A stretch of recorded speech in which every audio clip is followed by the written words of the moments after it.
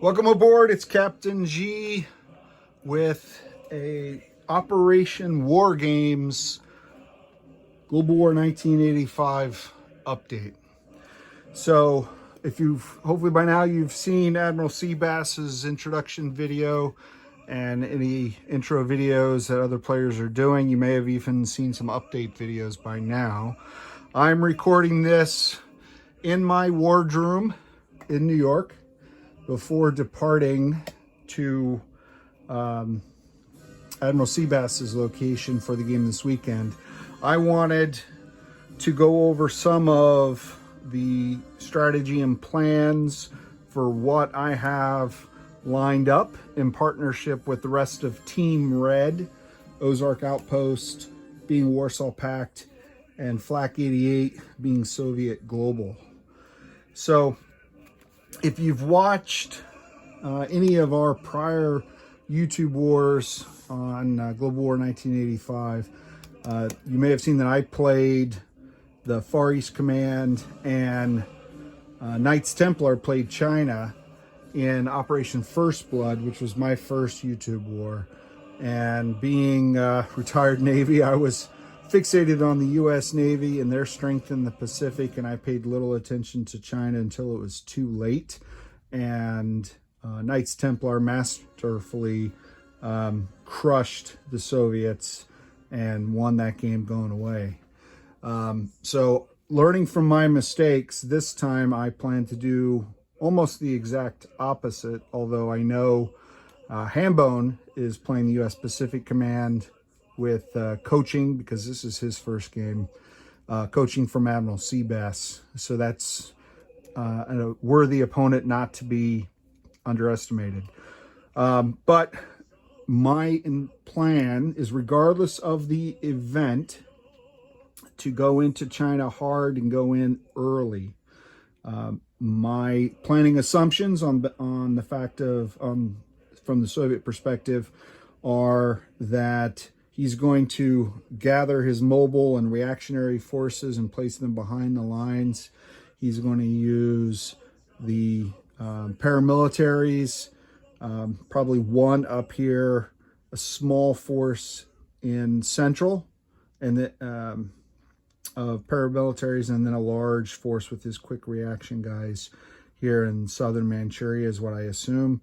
He'll also pull back from his western borders, and he'll focus on his internal development to try to get some of his get ahead on some of his strategic victory objectives early, saving money because he's got to invest in modernization as China. So I'm going to try to leverage that by striking early. I'm going to attack on turn 3, which should be Friday night. That will kick off a war between myself and China. It will not initiate a war with the U.S.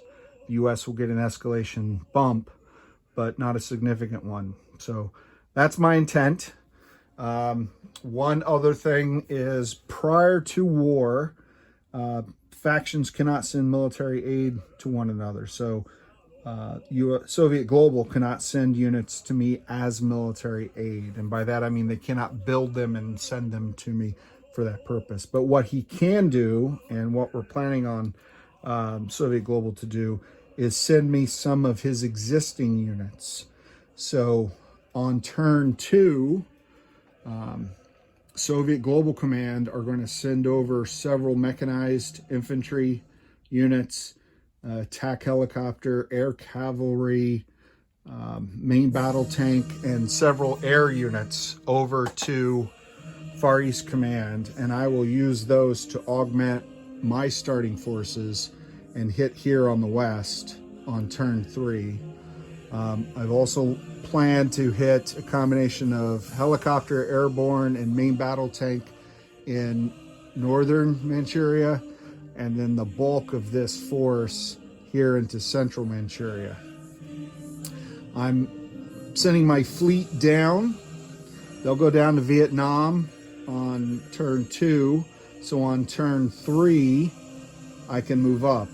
Now, the random events in the Pacific involve Cambodia, the Philippines, and Indonesia. All three are U.S. Soviet oriented, if you will, although China has a small role to play in the Cambodia one.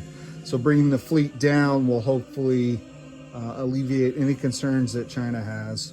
I'm going to send my subs around and my surface fleet down, and then when I do my attack, blockade China to prevent any U.S.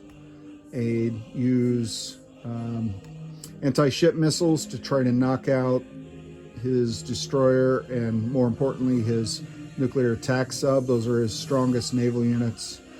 And then from Vietnam, target of opportunity. Depending on what Knights Templar does and how he moves his forces here, if I have an opportunity to send Marines with attack helicopters and air assets into any of these coastal zones, this mountain one, this central one, or Beijing, then I'm going to take advantage of it and try to get him in a little bit of shock and awe. He only earns, just on base income, I think around 10 or 12. I forget off the top of my head. I have it written down somewhere.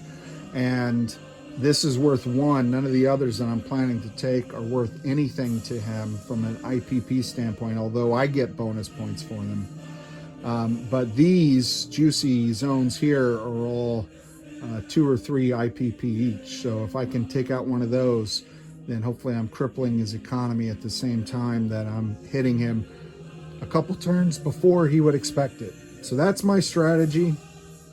I'll try to take advantage of whatever the scenario is. We're going to leave this completely random. We're going to roll for it. We're playing only base game. We're not doing any expansions. We're not testing anything new. We want to play the game out of the box, just like all of you will be playing when you get your maps and your pieces and you start playing. So that's the strategy. Opening punch from the west with central augmented, by Soviet global units, from the northeast with units that I'm buying and units that I moved over because of the augment here. And then from the coast, depending on where my target of opportunity is. Now, pointing out here that this zone right here, this port is his nuclear submarine base. Here is his nuclear air base. So by taking these out, I'm putting my forces in technically position to threaten directly his nuclear arsenals.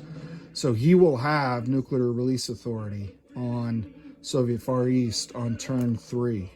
So this game could go nuclear almost immediately. We'll see. Last game, Knights Templar held out and resisted the urge to go nuclear because he didn't want that counterpunch, and he was way ahead on victory points, so it could only cost him. We'll see how his restraint is in this game. So I would rather not take a zone next to a nuclear asset. I'd rather take and destroy the nuclear asset. So these are the 2 that I want. And if he leaves this one open, although it's a border zone, it's the closest one to Vietnam, and I could actually get my airborne in there as well. So we'll see what he does. Wish us luck. I'm going to record this. Well, I am recording this now. I'm going to upload it and set it to premiere Saturday morning. We should be well into turn 4 or 5 by the end of Friday night. So this will be old news by then, and I'm not saying anything about what I'm going to do with the U.S. or the Pacific because I wouldn't want Hambone to gather that intel in advance. For Team Red, this is Captain G, over and out.